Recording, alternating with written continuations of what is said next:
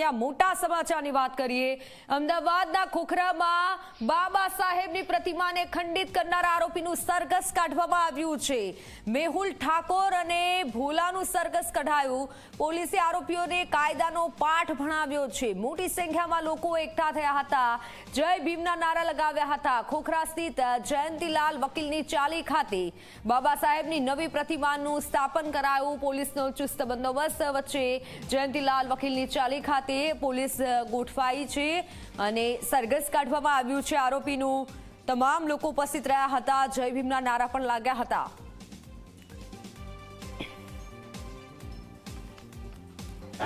ખોખરા સ્થિત જયંતીલાલ વકીલની ચાલી ખાતે બાબા સાહેબ આંબેડકરની પ્રતિમા હતી, જે કેટલાક અસામાજિક તત્વો દ્વારા ખંડિત કરવામાં આવી હતી, જેના કારણે સ્થાનિકમાં ભારે રોષ અને આક્રોશ જોવા મળતો હતો। તાત્કાલિક અમદાવાદ ક્રાઇમ બ્રાન્ચ હરકતમાં આવી તેને જે પણ બે આરોપીઓ હતા તેમની લાંબા સમયથી શોધખોળ હાથ ધરી હતી। લગભગ 1000 કરતાં વધારે સીસીટીવી અને એના કરતાં પણ વધારે એક્ટિવાની તપાસ કરીને જે આરોપીઓ હતા તેમની ધરપકડ કરી હતી। જે આરોપી કર્યું હતું, શું કર્યું તે તમામ વિગતો તમને આપવામાં આવશે।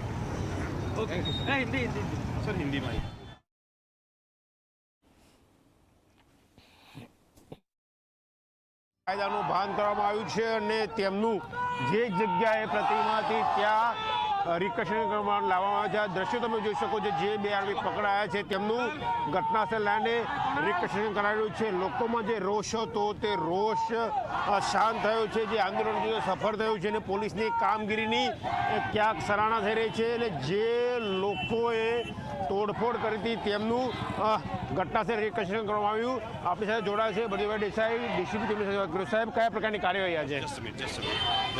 અત્યારે આ જે આરોપીઓ પકડાયા છે એમનું રિકન્સ્ટ્રક્શન પંચનામું ચાલી રહ્યું છે અને અત્યારે એમને કરી અને કોર્ટની અંદર રજૂ કરવામાં આવશે।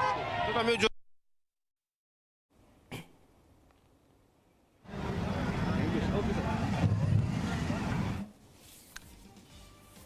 તો અમદાવાદમાં પ્રતિમાને ખંડિત કરનારા આરોપીઓનું સરઘસ કાઢવામાં આવ્યું છે। મોટી સંખ્યામાં જય ભીમના નારા સાથે લોકો એકઠા થયા હતા।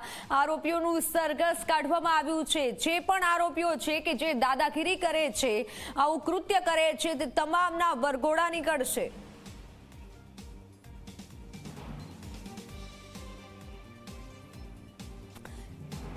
સીધા દ્રશ્યો સામે આવી રહ્યા છે, જ્યાં આરોપીઓ માફી માંગી રહ્યા છે। પોતે જે કૃત્ય કર્યું છે તેની હવે આરોપીઓને ભાન થઈ છે। આરોપીઓ માફી માંગી રહ્યા છે। પોલીસ આરોપીઓને માફી મંગાવડાવી રહી છે અને આ સાથે જે સરઘસ કાઢવામાં આવ્યું છે, મોટી સંખ્યામાં લોકો પણ એકઠા થયા છે।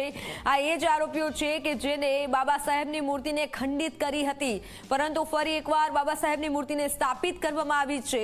અમદાવાદમાં પ્રતિમાને ખંડિત કરનારા આરોપીઓનું સરઘસ કાઢવામાં આવ્યું છે। બે હાથ જોડી હવે આ આરોપીઓ માફી માંગી રહ્યા છે। પોતાનો ભૂલનો અહેસાસ થયો છે।